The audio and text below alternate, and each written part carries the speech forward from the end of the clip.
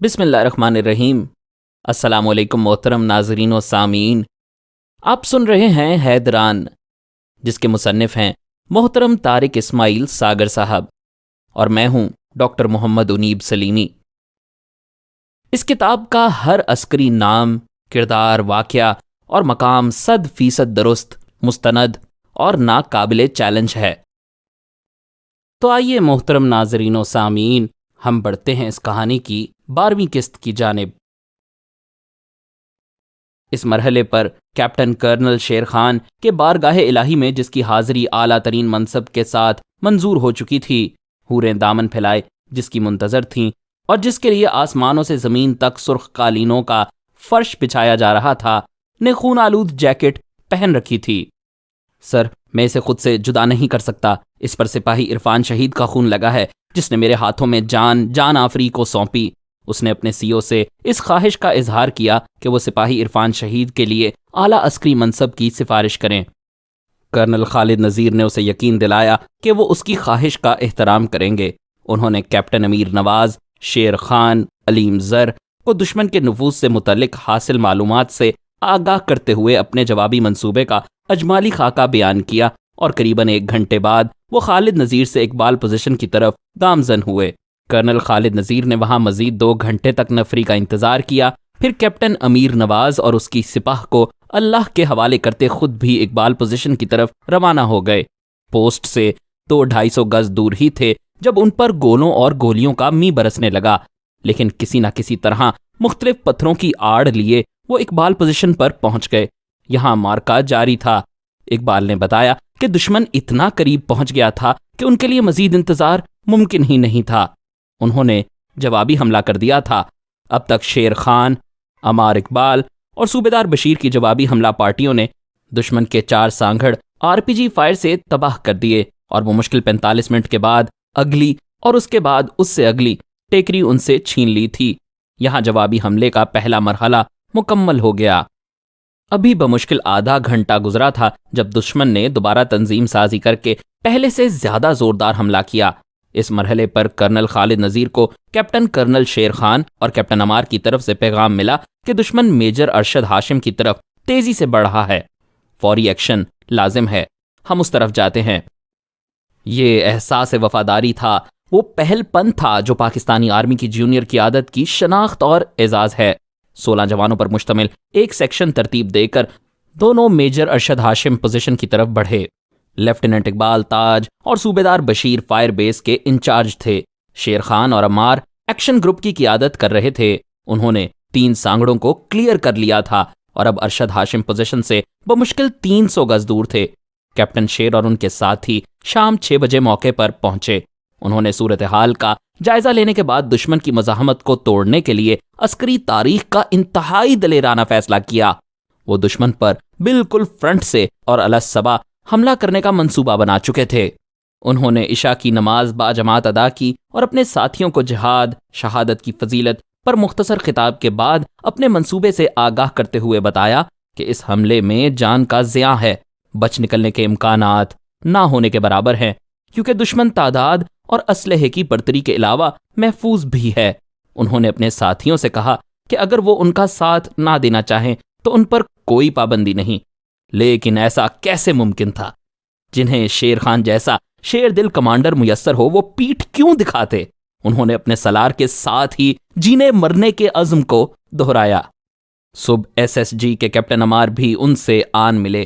نماز فجر سب نے اکٹھے ادا کی اور اللہ کی عظمت و جلالت کی گواہی دیتے شوق شہادت سے بے قرار دشمن پر بالکل سامنے سے قرون اولیٰ کے مسلمان غازیوں کی طرح حملہ آور ہوئے۔ حملہ ایسا بھرپور تھا کہ دشمن کچھ لاشیں، 4 زخمی سپاہی چھوڑ کر بھاگ گیا۔ اس طرح 2 اہم پوسٹوں کے درمیان رکاوٹ ختم ہو گئی اور دونوں میجر ہاشم کی پوزیشن تک پہنچنے میں کامیاب ہو گئے۔ وہ دشمن سے قریباً دو بدو ہو گئے۔ اس مرحلے پر captain colonel Sher Khan, captain Ammar حسین، نائب صوبیدار علیم زر باری باری اپنی فورس کی کمان کرتے اپنے 6 اور ساتھیوں سمیت شہادت کے عظیم منصب پر فائز ہو گئے۔ ان کے دلیرانہ اقدام نے دشمن کی کمر توڑ دی۔ حملہ رک گیا۔ کیپٹن کرنل شیر خان اور اس کے جانبازوں کی شہادت اور دلیرانہ اقدام نے دشمن پر لرزہ طاری کر دیا تھا۔ ان کی بہادری نے دشمن کو بھی متاثر کیا، جو کیپٹن کرنل شیر خان کی لاش دلی لے گیا، جہاں سے قریباً 15 روز بعد ان کا جسد خاکی واپس پاکستان لایا گیا۔ کرنل خالد نذیر کو اعلیٰ کمان سے حکم ملا کہ میجر ارشد ہاشم کو اور اس کی فورس کو اقبال پوزیشن پر واپس بلا لو۔ رابطہ کرنے پر میجر ارشد ہاشم نے بتایا کہ سپاہی محمد علی اتنا شدید زخمی ہے کہ اس کو معمولی حرکت دینا بھی ممکن نہیں۔ یہ قیامت کی گھڑی تھی۔ اس مرحلے پر خالد نذیر کو بہت دلیرانہ فیصلہ لینا تھا۔ محمد علی کو اللہ کی رضا پر چھوڑ کر فوراً اقبال پوسٹ پر پہنچو، انہوں نے بادل نخواستہ حکم جاری کیا۔ خالد نذیر بے چینی سے اپنے جوانوں اور افسروں کی خیریت کا منتظر تھا۔ صبح تک 17 جوان اقبال پوزیشن پر پہنچ چکے تھے۔ خالد نذیر بے چینی سے اپنے جوانوں اور افسروں کی خیریت کا منتظر تھا۔ صبح تک 17 جوان اقبال پوزیشن پر پہنچ چکے تھے، لیکن ان میں میجر ارشد ہاشم، سپاہی فقیر محمد، سپاہی نذیر احمد اور سپاہی محمد علی شامل نہیں تھے، جس پر لیفٹیننٹ اقبال اور صوبیدار بشیر کو خالد نذیر نے صورتحال جاننے کے لیے بلایا۔ صبح ہونے پر جب خالد نذیر آنکھوں سے دوربین لگائے سامنے میجر ارشد ہاشم پوزیشن کا جائزہ لے رہے تھے تو انہیں ایک پیکج دکھائی دیا۔ لیفٹیننٹ اقبال کی کمان میں ایک گشتی پارٹی اس طرف گئی اور اس پیکج کو اٹھا لائی۔ یہ زخمی سپاہی محمد علی تھا، جس کے حواس اس وقت قائم تھے لیکن وہ ہوش میں نہیں تھا۔ اسے فوراً پیچھے روانہ کیا گیا۔ وہ آج بھی غازی اور زندہ ہے، جبکہ میجر ارشد ہاشم اور ان کے دونوں جوانوں نے بھارتیوں سے آخری لمحے تک دست بدست لڑائی کی، جس میں تینوں نے جام شہادت نوش کیا۔ افسوس ان کے پیاروں کو اپنے شیر دلوں کے جسد خاکی بھی نصیب نہ ہوئے کہ انہوں نے اپنی جانوں کے عوض اللہ سے بڑے عرفہ و اعلیٰ انعامات و درجات کا سودا کر لیا تھا۔ اعلیٰ ترین جنگی جونیئر کی عادت، احساس فرض و ذمہ داری، ایثار قربانی، پہلکاری، مثالی ایکشن اور جرت و جانبازی پر کیپٹن کرنل شیر خان کو نشان حیدر، میجر ارشد ہاشم شہید کو ستارہ جرت، سپاہی عباس علی شہید کو تمغائے جرت، سپاہی ابراہیم کو تمغائے جرت، سپاہی شمس الحق شہید کو امتیازی سند، سپاہی محمد ریاض شہید کو امتیازی سند اور صوبیدار بشیر کو کمنڈیشن کارڈ سے سرفراز کیا گیا۔ اس دفاعی پوزیشن کے خلاف دشمن کی یہ آخری کوشش تھی جس میں اسے ناکامی کا سامنا ہوا۔ بشیر بکروال پر دیوانگی طاری تھی۔ رات دیر گئے تک وہ سکینہ کو تلاش کرنے کے بعد اپنی بیوی اور رشتہ داروں کی طرف سے بار بار کہنے پر یہاں آیا تھا، اور یہاں پہلی مرتبہ نہیں آیا تھا۔ انوج کمار سے بہت پہلے وہ بھارتی انٹیلیجنس ایجنسیوں کا ٹاؤٹ بنا ہوا تھا۔ تازہ ترین کارنامے کے بعد تو وہ خود کو ہیرو سمجھنے لگا تھا، کیونکہ اس علاقے میں پاکستانی فوج کی موجودگی کی اطلاع سب سے پہلے اس نے دی تھی، جس پر اسے اچھی خاصی انعامی رقم بھی ملی تھی۔ اس کے قد کاٹ میں اضافہ ہوا تھا۔ مقامی تھانے میں اسے پہلے سے زیادہ پذیرائی ملنے لگی تھی۔ بشیر بکروال کا دھیان کبھی اس طرف نہ جاتا اگر اس کا سالہ یہ شک ظاہر نہ کرتا کہ ممکن ہے سیکیورٹی والے سکینہ کو پکڑ کر نہ لے گئے ہوں۔ بشیر بکروال کو غصہ تو آیا تھا، کیونکہ وہ کبھی اس بات کا تصور بھی نہیں کر سکتا تھا کہ اس کی بیٹی کو بھارتی فوج اٹھا کر لے جائے گی۔ اول تو اس کی بیٹی نے ایسا کیا کیا تھا جس پر بھارتی فوج اسے پکڑے گی؟ خدا نخواستہ اگر اس پر کوئی شک بھی تھا تو وہ بشیر بکروال سے بات کرتے۔ کس کی مجال ہے جو میری عزت کی طرف آنکھ اٹھا کر دیکھے؟ اس نے غصے سے پھنکارتے ہوئے اپنے سالے کو جواب دیا تھا۔ بھائی صاحب، میرا خدا نخواستہ یہ مطلب نہیں تھا، میں نے تو… سالے نے اپنی صفائی پیش کرنا چاہی۔ بس بس، بولنے سے پہلے سوچ لیا کرو، کس سے بات کر رہے ہو؟ بشیر نے غصے سے کہا۔ وہ ابھی تک خود کو VIP ہی سمجھ رہا تھا۔ جب اپنی بیوی کے مجبور کرنے پر وہ کیپٹن انوج کمار سے اپنی دانست میں مدد حاصل کرنے کے لیے گیا تو پہلے ہی جھٹکے نے اس کا سارا نشہ اتار دیا۔ کون ہے اوئے تو؟ کدھر جا رہا ہے؟ بلڈنگ کے مین گیٹ پر ہی ایک لمبے تڑنگے جاٹ حوالدار نے اسے گھورتے ہوئے کہا۔ میں کیپٹن صاحب سے ملنے جا رہا ہوں۔ اس نے یہ جان کر کہ شاید اس حوالدار کو اس کی شناخت نہیں، اپنا تعارف کروانا چاہا۔ چلو، اس نے بشیر کو گالی دیتے ہوئے گردن سے پکڑ کر استقبالیہ کی طرف دھکیلا۔ بشیر کے تو 14 طبق روشن ہو گئے۔ جب استقبالیہ پر اس کا مکمل اندراج کرنے کے بعد اس کی مجرموں کی طرح تلاشی لی گئی اور ایک کونے میں انتظار کرنے کے لیے کہا گیا۔ یہ سب کچھ اس کے لیے بوکھلا دینے والا تھا۔ اسے سمجھ نہیں آ رہی تھی کہ کیا ہو گیا ہے۔ بے نام سا خوف اس کی رگو پے میں سرایت کر رہا تھا۔ کل سے اس کی بیٹی غائب تھی اور وہ یہاں ملزموں کی طرح ایک کونے میں منہ چھپائے بیٹھا تھا۔ آدھے گھنٹے کے جان لیوا انتظار کے بعد ایک سنتری اسے لینے آ گیا۔ بشیر کون ہے بھائی؟ اس نے بدتمیزی سے پوچھا۔ بشیر بکروال اٹھ کر کھڑا ہو گیا۔ سنتری اسے کیپٹن انوج کے کمرے میں لے گیا۔ اس کمرے کی ایک ایک اینٹ سے اس کی آشنائی تھی۔ کبھی وہ گیٹ سے سیدھا بغیر دستک دیے اس کمرے میں آیا کرتا تھا، اور آج جیسے سب کچھ اچانک بدل کر رہ گیا تھا۔ اسے سمجھ نہیں آ رہی تھی کہ کیا ہوا ہے۔ سنتری کے ساتھ کمرے میں داخل ہوا تو کمرہ خالی تھا۔ بیٹھو صاحب، ابھی آتے ہیں، سنتری نے کہا۔ بشیر بکروال معمول کے مطابق میز کے سامنے دھری آرام دہ کرسی کی طرف بڑھا۔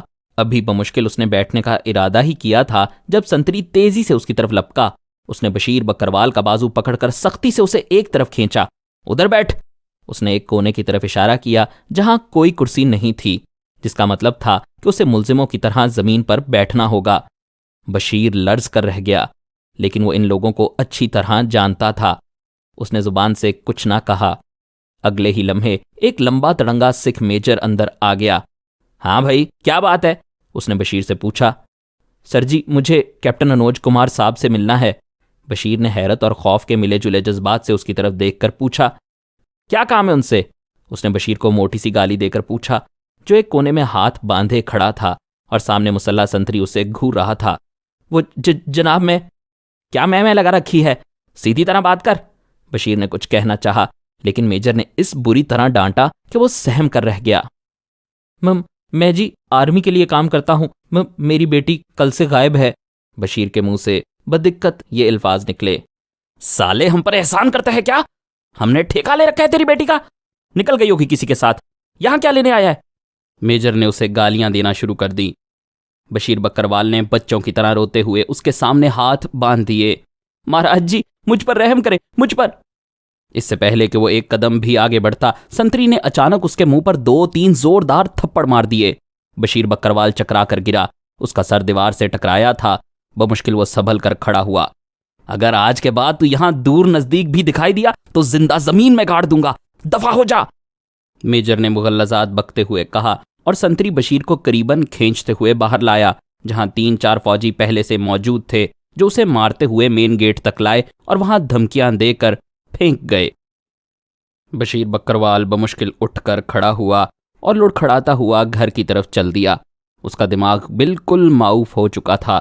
گاؤں سے کچھ فاصلے پر ہی اسے مقامی تھانے کا منشی نظر آ گیا، جس پر بشیر بکروال نے کافی احسانات کیے تھے۔ اس نے بشیر بکروال کو سنبھالا اور ایک طرف لے کر بیٹھ گیا، جہاں اس نے بشیر کو بتایا کہ فوج والوں نے اس کی بیٹی سکینہ کو مجاہدین کی ساتھی سمجھ کر گرفتار کر لیا ہے، اور بشیر بکروال سے زیادہ اس بات کو اور کون جانتا تھا کہ آتنکوادیوں کو گرفتار کرنے کے بعد ان کا نام و نشان غائب کر دیا جاتا ہے۔ ان کے پیچھے آنے والوں کا حشر اس سے بھی برا ہوتا ہے۔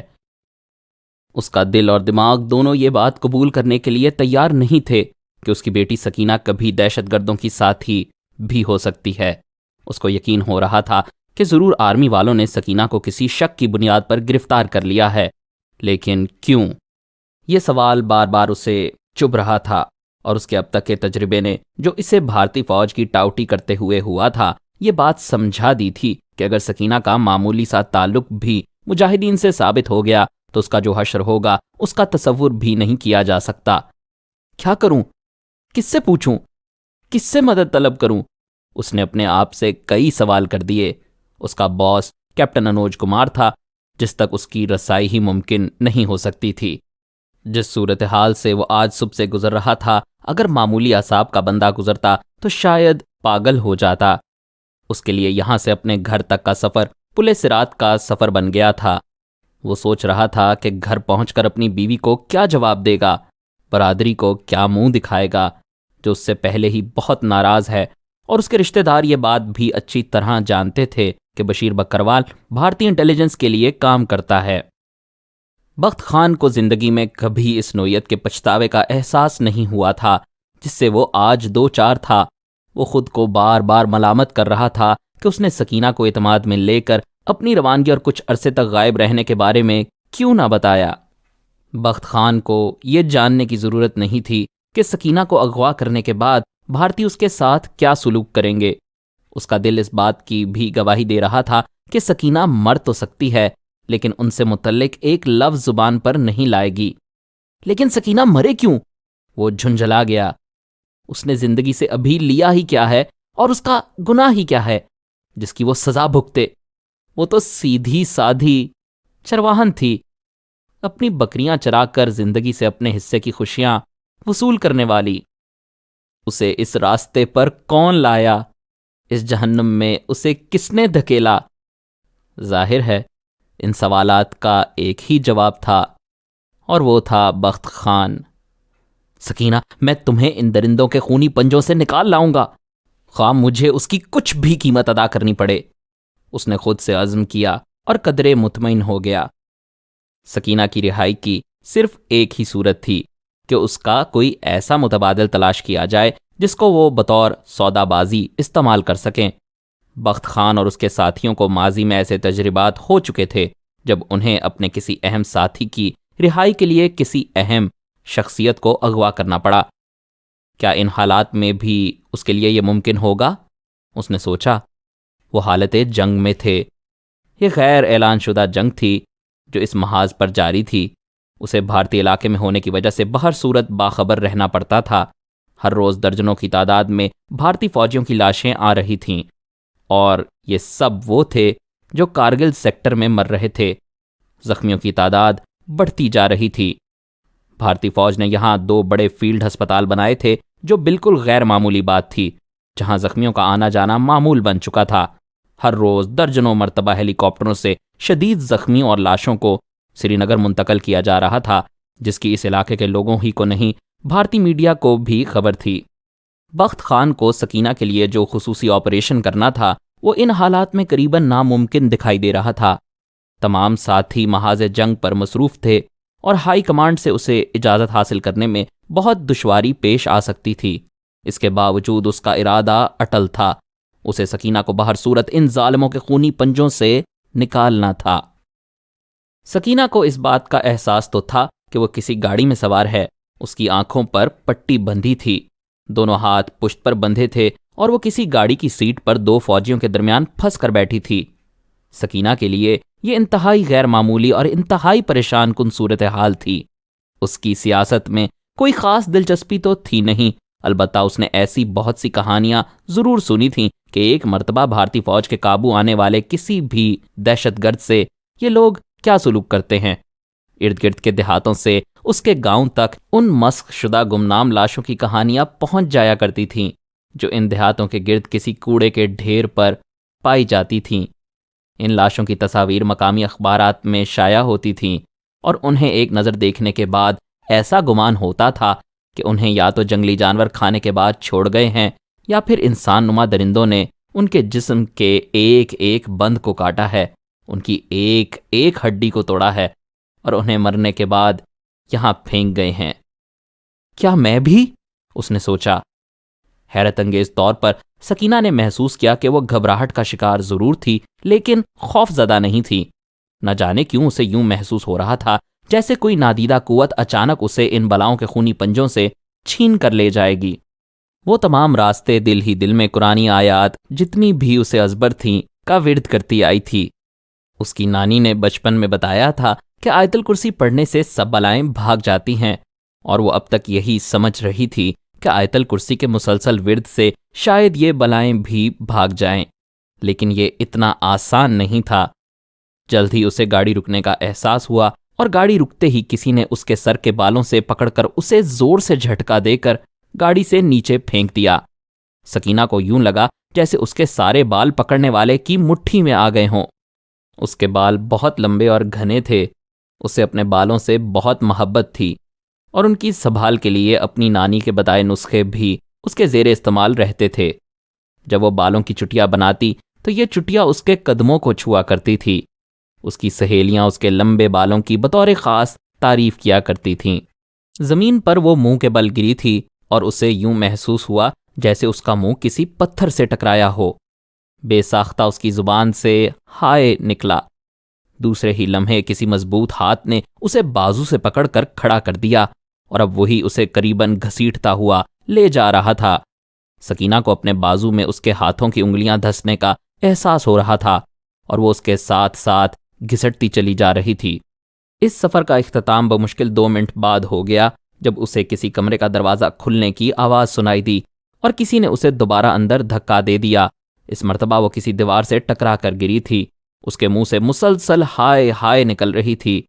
اس مرتبہ اسے زمین سے اٹھانے والے نے سر کے بالوں سے پکڑ کر اٹھایا تھا، جس سے زوردار چیخ اس کے منہ سے نکلی اور دوسرے ہی لمحے کسی نے اس کی آنکھوں پر بندھی پٹی کھول دی۔ سکینہ کو چند لمحوں کے لیے تو یوں لگا جیسے وہ اندھی ہو گئی ہو۔ جلد ہی اس کی آنکھیں دیکھنے کے لائق ہو گئیں۔ کمرے میں ایک کونے میں میز کے گرد 3-4 کرسیاں پڑی تھیں، جبکہ وہ مخالف سمت کی دیوار سے لگی کھڑی تھی۔ اس کے دونوں طرف 2 خواتین کھڑی تھیں، جن کو ایک نظر دیکھنے سے سکینہ کو اندازہ ہو گیا تھا کہ یہ عورتیں نہیں ڈائنے ہیں، جن کی شکل ضرور عورتوں جیسی ہے۔ سامنے ایک کرسی پر کوئی کرخت چہرے والا فوجی افسر اپنی دونوں ٹانگیں پھیلائے بیٹھا تھا اور ایک کونے میں ایک فوجی جس نے ہاتھ میں پکڑی گن اس کی طرف تان رکھی تھی۔ کون ہو تم؟ مجھے یہاں کیوں لائے ہو؟ سکینہ نے چیختے ہوئے پوچھا۔ جواب میں اسے زوردار شیطانی کہے سننے کو ملے۔ مزید اقساط سننے کے لیے ہمارے چینل کو سبسکرائب کیجیے، بیل آئیکن کو کلک کریں تاکہ آپ کو ہمارے نئے اپلوڈز کے متعلق نوٹیفیکیشنز ملتی رہیں۔ ہماری ویڈیوز کو لائک اور شیئر کریں اور کمنٹ سیکشن میں ہمیں اپنی رائے سے آگاہ کرتے رہیں۔